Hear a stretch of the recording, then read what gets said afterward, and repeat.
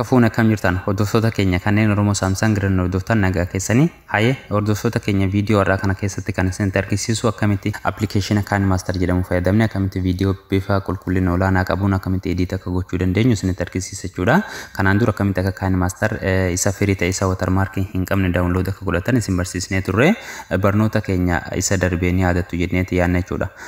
Haye osoo gara barnoota keenyaatiin darbineen duratti chaanaala keenyaaf warroonni haaraa taatan subscribe godhaa akkasuma video keenyas like gochuu akka hin irraanfanne yeroo gara barnoota keenya darbinu duraan dursa application KineMaster jedhu kan erga gabbuufattanii click gootanii bantu jechuudha.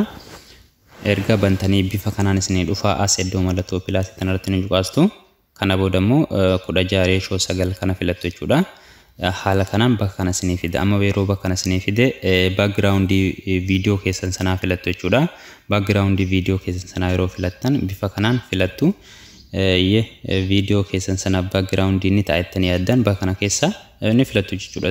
Yoo barbaadan immoo suuraa keessan keessa galaarii keessan keessaas filachuu dandeessu. Hayyee anamma isuma kana filadhu. Background keessan sana erga filattanii bifa kanaan duratti sarkistu jechuudha. Hamma dheeressuu barbaadan sana duratti sarkistu. Haye anamma hammanuma dheeressuu barbaade iddoo irratti irratti ni juqaastu. Kana booda viidiyoo keessan sana fiduu jechuudha. Garuu gidduu kanarra osoo hin goone viidiyoo keessa wanti bakka fiduu qabdan dirqama gara harka bitaatti as xumuruu qabdu. Kana booda iddoo laayireetu tanarratti juqaasuudhaan iddoo miidiyaatu tanarra juqaastanii viidiyoo keessan barbaaddu edit gochuu barbaadan sana fidattu. Kana booda viidiyoo keessan sana erga haala kanaan fidattanii click bakka raayit tanarratti ni juqaastuuni. Haye kana booda viidiyoo keessan argattu itanii xiqqoo hamma itti guddisuu barbaadan sanatti as harkistu. Kana booda iddoo raayit tana juqaastu jechuudha. Haye amma viidiyoo kana akkamitti akka zoom gootan isinitti argisiisu. Barnoota keenya irraa kana keessatti akkamitti akka zoom gootan akkasuma loogoo chaanala keessanii akkamitti akka irratti pilaas yookiin irratti dabaluu dandeessanii fi akkasuma barreeffama bifa miidhagaa ta'een akkamitti irratti barreessuu dandeenyu kan isinitti argisiisnu. Haye wal duraa duubaan amma akkamitti akka zoom gootan isin argisiisu.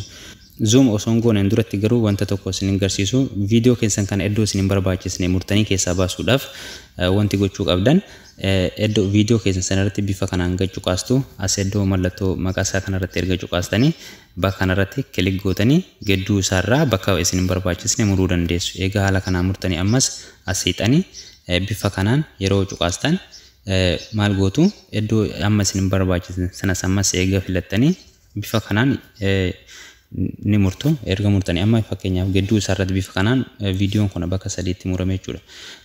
Gidduu isaa kanarratti immoo iddoo baasuu barbaadan sana iddoo bakka mallattoo delete tunarratti delete gootanii baastu. Kana booda viidiyoo keessan sana salphumatti bifa kanaan viidiyoo keessan sana yeroo takkaaf qubaan sirriitti gadi qabdanii walitti asiisuu dandeessan bifa kanaan jechuudha. Bifa kanaan walitti asiisuu ni dandeessuuni. Haye anamma viidiyoo kiyya kana walitti siiqsuu xiqqoo hin barbaanne waan ta'eef iyyuu muruu jalqaba waan hin barbaachisneef ana jechuudha. Haye bifa kanaan ni deebisa. Haye amma akkatti murtan isinitti agarsiiseera. Kana booda wanti gochuu qabdan viidiyoo keessan sana zoom gochuu akkamitti akka dandeessan isin agarsiisa jechuudha. Fakkeenyaaf iddoo irraa zoom gochuu barbaadan sanirraa viidiyoo keessan ni filattuun jechuudha. Anama fakkeenyaaf iddoo kanarraa zoom haa godhu. Zoom gochuudhaaf bakka kanarratti erga viidiyoo sana gattuu hixanii bakka mallattoo furtuu tanarratti ni juqaastu. Kana booda iddoo as pilaas tanarratti kilik ni gootu jechuudha. Haye amma space kennituu fi hamma iddoo kamii akka zoom gochuu barbaadan duratti akkana haas harkistu. Fakkeenyaaf amma haga bakka kanaa an zoom haa godhu. Haga bakka kanaa zoom gochuudhaaf viidiyoo kiyya kana quba lamaan qabee duratti as zoom godhaa jechuudha.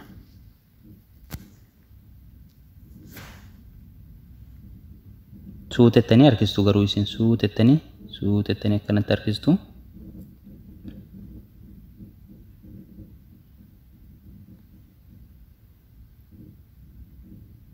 Fakkeenyaaf haala kanaan zoom haa goonu. Amma raayit iddoo itti tanarratti juqaasna jechuudha. Haye amma viidiyoo kana duubatti deebisnee isin argisiisu. Bakka kanarraa ni ilaaltuuni viidiyoon kun zoom ta'aa dhufaa jira jechuudha. Achirraas suutedhe zoom haala kanaan zoom gara fuula duraatti haala kanaan ta'ee dhufa jechuudha.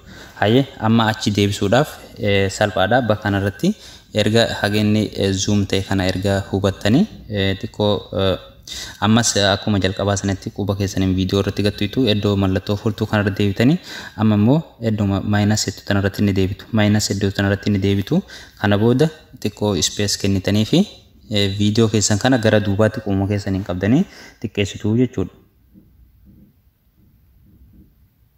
Viidiyoo keessan kana quba keessaniin qabdanii xiqqeessituuni jechuudha. Quba keessaniin gadhiisuun isinirra hin jiraatu. Amma bakka deemtan saniin geessanii jechuudha. Bakka barbaadan saniin geessanitti.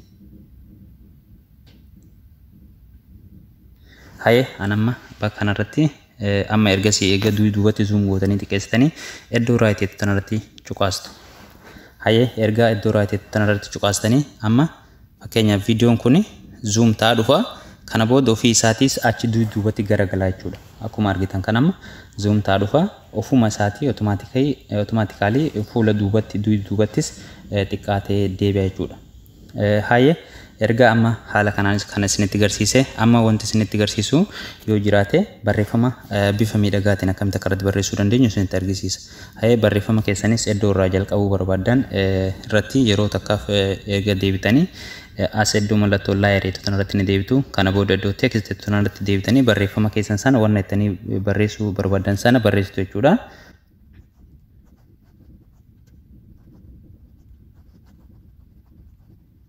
Haye kana booda erga haala kanaan barreeffama keessan barreessitanii iddoo tanarratti ni cuqaastu. Kana booda as foontii isaa ni filattu. Haye foontii isaa nama isa booltee kanaa filadhu akka isinitti mul'atuuf jechuudha. Barreeffama keessan kana halluu isaa jijjiiruudhaaf iddoo kanarratti ni cuqaastu.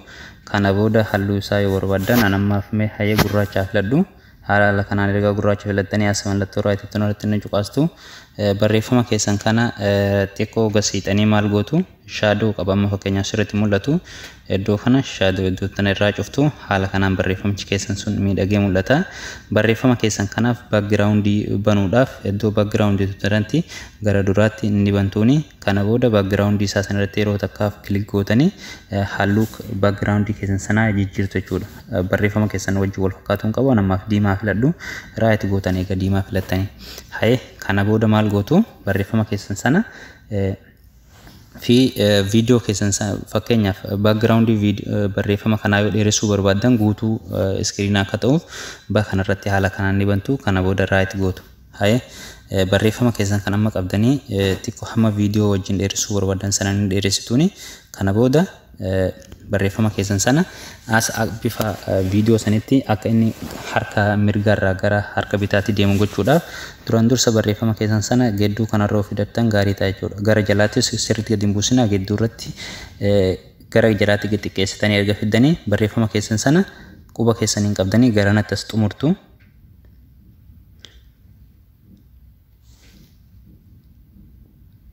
As xiqqeessituun jechuudha. Qubee takka yookiin ispeelingii takka gara alaatti dhiiftu. Haye erga bakka kanarratti cuqaastanii amma barreeffama keessan kanaaf as iddoo mallattoo qulfii kanarratti tuuxanii kana booda maal gootanii xiqqoo wantii kennitanii fi barreeffama keessan kanaaf as iddoo mallattoo qulfii kanarratti eega tuuxanii as mallattoo pilaasa kanarratti yeroo takkaaf ni cuqaastu. Barreeffama keessan kana qubaan qabdanii garanatti sarkistu jechuudha. Gara harka mirgaatti dura ispeesni kennituuf hamma itti suuta akka oofuu barbaadanii fi akka jijjiirsuu barbaadaniif suutattanii bifa kanaan erga duratti sarkistanii barreeffama keessan sana qabdanii quba keessaniin garanatti harkistu jechuudha.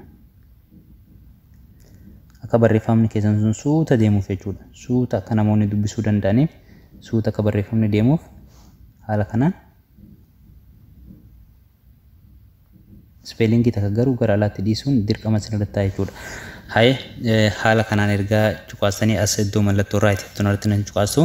Kana booda barreeffamni keenya kun ofii isaatii deema jechuudha. Akkuma argitan kana barreeffamni kun suuta jedhee akka namoonni dubbisuu danda'anitti suuta viidiyoo keenya sana wajjin deema.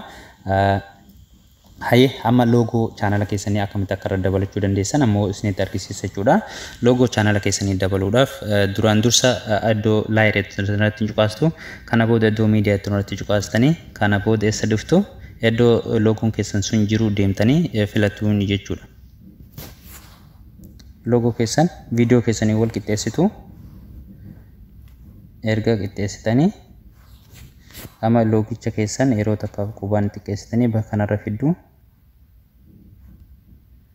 erga bakka kanarra fiddanii xiqqoo lakkistanii iddoo blending irratti ni cuqaastu kana booda iddoo screen jettan irratti ni cuqaastu gidduu irraa bada jechuudha video keessa sanaaf akka inni wal qixxeessitu ni gootuuni kana booda logo keessanis ta'ee videoon keessan iddoo tokko wal bira dhufa kana booda bifa miidhagaa ta'een video keessan edit gootaniitu jechuudha kutaan editaraa kana qofaa miti hordoftoota keenya kan har'aaf qabannee isinii dhiyaanne garuu kan hammammaan hordofaa turtan kanaadha inshallah barnoota keenya birootiin application kana fayyadamtanii akkamitti akka edit gochuu video keessan bifa ol aanaadhaan kana caalaa wanta hafe kan yeroo biraatti qabannee isiniif dhiyaannu ta'a video keessan kana erga bifa kanaan hojjettanii maal gochuutu isinirra jiraata